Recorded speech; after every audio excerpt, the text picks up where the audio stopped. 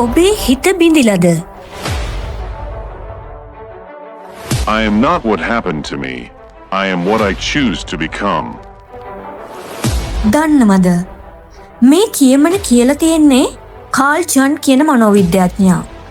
සරලවම මේ කියන්නේ ඔබේ අතීතයේ විනාශ වීම, දුක් වීම, බිඳීම් වගේ දේවල් වලින් ඔබව නිර්වචනය කරන්නේ නැහැ කියලා.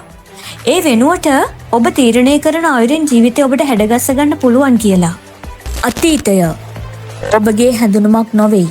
ඔබ තීරණය වන්නේ ඔබගේ හැඳුනුම මතයි.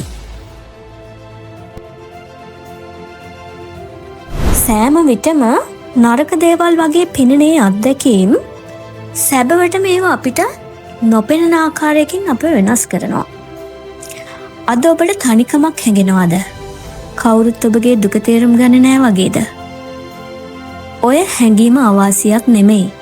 ඒක තමා ඔබව ශක්තිමත් කරන එකම සිතුවිල්ල. ඔයාට බිඳුණු හිතක ශබ්දයක් ඇහිලා තියෙනවද? ඒකට ශබ්දයක් නැහැ. කවදාවත් අනිත් කෙනෙකුට එහෙම ඇසෙන්නෙත් නැහැ. ඒක තේරුම් ගන්න පුළුවන් එකම කෙනා ඔබම තමයි. අපි කවදාවත් හිතන්නේ නැහැ මමත් මෙච්චර දුක් විඳිනවා කියලා. එළියෙන් අපි hina වෙලා ඉන්නවා. ඒත් ඇතුළේ හිත ගිලිලා. ඇයි අපි බිඳෙන්නේ? බිඳෙන්නේ ආදරය නිසා, විශ්වාසය නිසා, බලාපොරොත්තු නිසා. විශ්වාස බිඳුණු නිසා. සමහර විට ඒ බලාපොරොත්තු වලට අනිත් කෙනා රියැක්ට් කරන්නේ නැති නිසා. ඔයා දීපු ආදරය ආපහු ඔයාට පෙරලා නොලැබෙන නිසා. එවිටයි හිත බිඳෙන්නේ. ඒ හැම කඳුළු බිඳක්ම ඔයාට පාඩමක් උගන්වනවා. ඔයා ඒවා අත්දැකීම් වලට හරවගෙන පාඩම හොඳින් ඉගෙන ගන්න ඕන. කොහොමද අපි මේ ටර්නින් පොයින්ට් එක හදාගන්නේ? ඔයා තවමත් හුස්ම ගන්නවා. ඔයා පොඩි කාලේ ඉඳන් හදාගත්තු ලොකු අරමුණක් තියෙනවා. පොඩි කාලේ ඉඳන් ආදරෙන් බලාගත්තු දෙමව්පියන් ඔබ ළඟ ඉන්නවා. එයාලා බලා ගන්න තියෙනවා. අපිට පිනකට ලැබුණු මේ ජීවිතය මැරෙනකන් ඇදගෙන යන්න තියෙනවා. ඉතින් මෙච්චර වැඩ තියෙන අපි කොහොමද එක තැනකට හිර වෙලා විඳව ඉන්නේ? බොහෝ විට අපි හොඳම පුද්ගලයෙක් වෙන්නේ ඇත්තටම අපේ හිත බිඳුනට පස්සේ. ඔයා දන්නවද? ඔබේ හදවත මේ වගේ දුකකටපත් උනේ ඔබව වෙනස් කරන්න. තව කෙනෙකුගේ දුක හඳුනගන්න හැකියාව ලබා දෙන්න.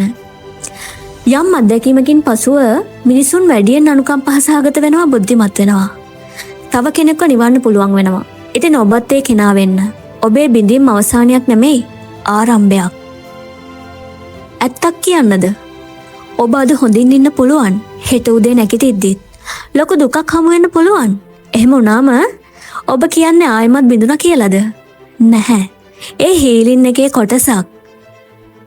සුව වීම කියන්නේ සෘජු මාර්ගයක් නෙමෙයි. ඒක ඇත්තටම මහා ඝන කැලයක අතරමං වී ගමනාන්තය හොයාගෙන යන දිගු ගමනක් වගේ. ඉතින් අද ඉඳන් ඔයා හැදෙන්න මොළෙන්ම මෙහෙම කල්පනා කරන්න. ඔයාගේ හිත බිඳුනේ කොහොමද කියන එක. ඔයා එකකින් විඳෙව්වේ කොහොමද කියන එක.